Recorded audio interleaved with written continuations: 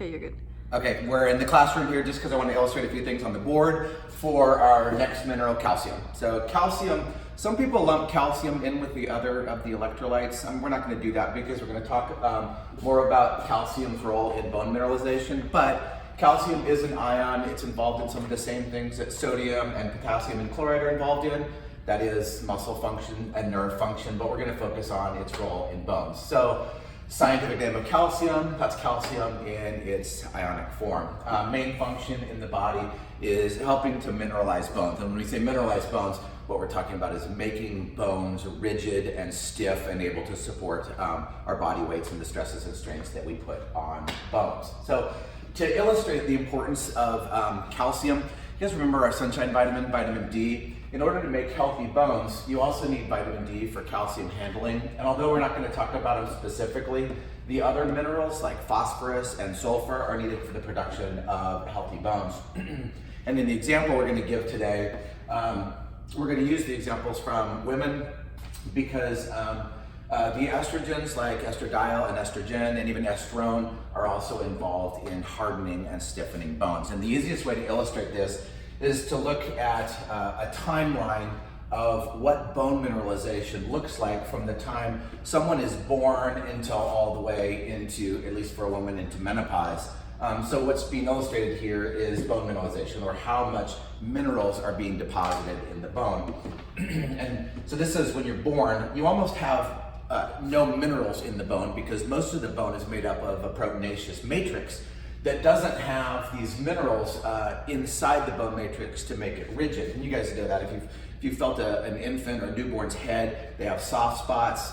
If a bone, like sometimes a collarbone, is broken when a child's born, the sound of that bone snaps very different than a crunching sound that bone would, because it's that protein matrix without the minerals.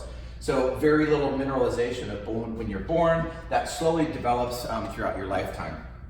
For women in particular, when girls start their period, there's this time lapse here between the age of about 12 or 13 up to the age of as early as 22, as late as 28, where there's referred to as the critical period for mineralization of bones. And you can see there's this very steep rise in bone mineralization from the time estrogen levels start to go up at the onset of menarche until, like I said, about the age of 28. Mineralization continues until early middle age and then flattens out after that. When women go through menopause, and you guys know at menopause is when estrogens, especially estradiol, starts to go down, that's where bone demineralizes, and the rate at which it demineralizes is an important predictor of osteoporosis. What I've illustrated on here in red is what can happen if a young woman doesn't either have enough calcium, enough vitamin D, or in particular high enough estrogen to maintain mineralization of bones. So if this critical period, during this period of time where you're supposed to have this steep rise in mineralization, it's much more gradual, and that could be much more gradual because there's inadequate calcium in the diet, inadequate vitamin D in the diet, or lower than expected estrogen levels, which would be due usually to high levels of physical activity and low adiposity. You can see that critical period would be much flatter, in other words, less bone mineralization.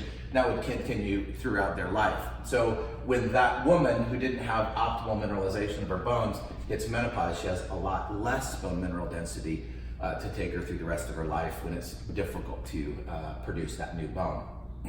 So calcium, you guys will recognize this from vitamin D. Good food sources for calcium, just like vitamin D, dairy products. So vitamin D, dairy. For calcium also, dairy products are a great source of providing both calcium and vitamin D.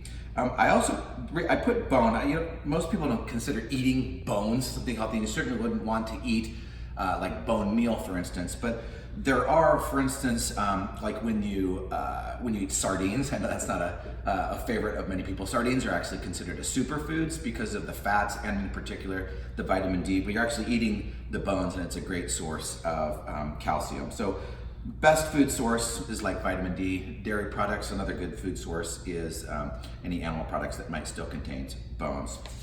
And lastly, this looks a lot like our vitamin D deficiencies of not getting enough either vitamin D or calcium. And you guys remember this from our sunshine vitamin. Rickets in children where the bones aren't rigid enough to support their body weight. So rickets is the childhood form of calcium deficiency. Osteopenia or osteomalacia, the adult form, same idea. And I'm back to our chart here, that osteopenia would occur throughout this period in life where you had less than optimal bone mineral density. And then finally, the adult form deficiency of vitamin C is osteoporosis. All right, calcium.